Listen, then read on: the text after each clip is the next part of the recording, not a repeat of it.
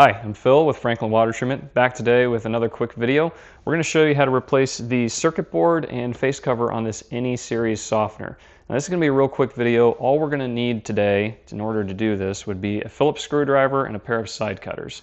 These are the only tools, and then with these we'll get this unit back up and running. So let's get started. Alright, so to start with our repair, we're going to disconnect power from the unit. And then you're going to want to go in, you're going to want to get your screws. They're recessed in the back here and here. Just take our Phillips screwdriver and pull these out. They're fairly small and really easy to lose, so definitely make sure you keep a hold of those.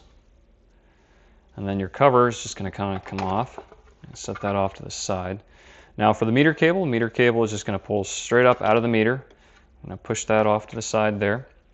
Now there's two screws holding your faceplate on, one here and one here. So I'm going to come in with my Phillips on the side here by the motor. Get that off.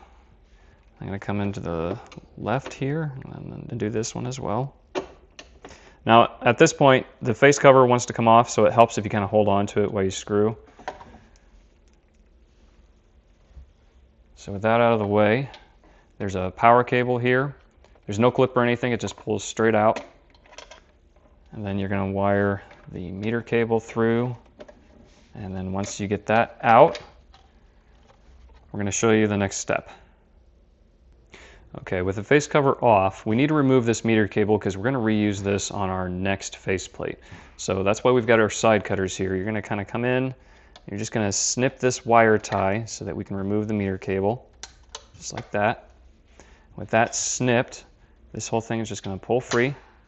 You're going to want to save this and reuse this on the next piece. Alright, so I've got our new face cover here. I'm going to take my meter cable, and you're going to want to make sure these little ears that are on the side of that thing, make sure they're facing towards you when you push this on. So it just goes in like that. And you want to take it, feed your meter cable through this bracket, and pull everything a little bit closer.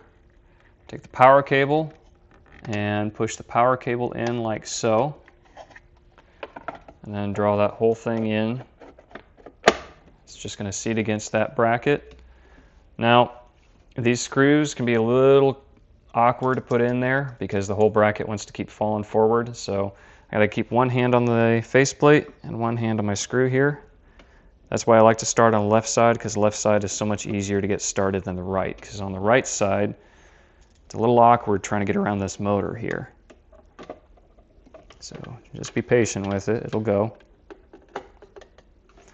But once that's tightened down, we're going to come back here with our back plate. Just going to get our meter cable in there and out of the way. And once that's seated, I'm going to come in with our screws. These don't have to be super tight. The only reason why the back plate's there is just to keep bugs and debris from getting into the electronics. With that tight, you're going to come back here with your meter cable, push that back into your meter. And there's one more thing we have to do, but this unit's almost ready. Okay, so now that we've got all of the internals replaced, what we're going to do is we're just going to plug the valve back in, wait for it to come up, and when it comes up to the home screen, it's going to show 100%, but that may not be exactly true for what's in the media bed. So I'm going to go ahead and start by pressing and holding the center button. This is going to put the unit into a regeneration. Now I'm going to let this go for a while, that way it can bring the bed back up to 100% so that both the new head and the media bed match. And after that, you're done.